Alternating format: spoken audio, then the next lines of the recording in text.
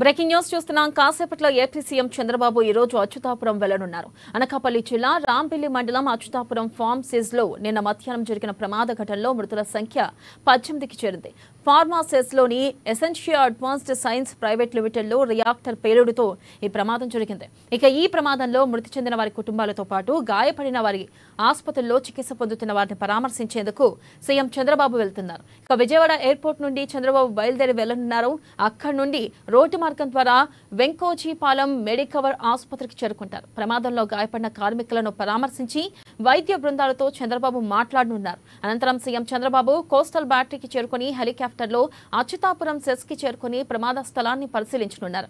అనంతరం తిరిగి విశాఖ ఎయిర్పోర్ట్ నుండి విజయవాడ బయలుదేరి ఉండవల్లి నివాసానికి సాయంత్రం 4:20 చంద్రబాబు చేరుకోనున్నారు. సీఎం చంద్రబాబు పర్యటన నేపథ్యంలో పోలీసు అధికారులు భద్రతా చర్యలు చేపట్టారు.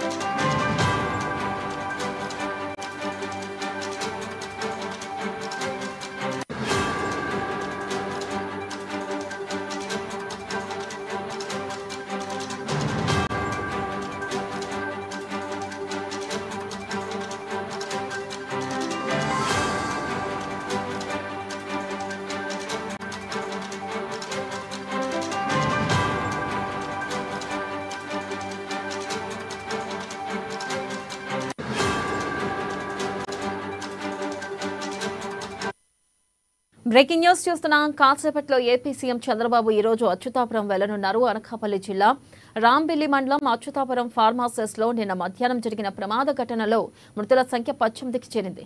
ఫార్మాసెస్ లోని Essentia advanced science private limited లో రియాక్టర్ పేలుడుతో ఈ ప్రమాదం జరిగింది.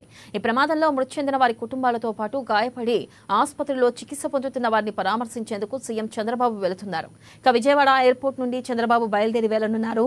అక్కడి నుండి రోడ్డు మార్గం ద్వారా వెంకోజీపాలెం మెడికవర్ ఆసుపత్రికి చేరుకుంటారు. ఇక ప్రమాదంలో గాయపడిన కార్మికులను పరామర్శించి వైద్య బృందాలతో చంద్రబాబు మాట్లాడనున్నారు. ఇక అనంతరం సీఎం చంద్రబాబు కోస్టల్ బ్యాటరీకి చేరుకుని హెలికాప్టర్లో అచ్యుతాపురం సెజ్ కి చేరుకుని ప్రమాద స్థలాన్ని పరిశీలించనున్నారు. అనంతరం తిరిగి విశాఖ ఎయిర్పోర్ట్ నుండి విజయవాడ బయలుదేరి ఉండవల్లి నివాసానికి సాయంత్రం 4:20 చంద్రబాబు చేరుకోనున్నారు. సీఎం చంద్రబాబు పర్యటన నేపథ్యంలో పోలీసులు భద్రతా చర్యలు చేపట్టారు.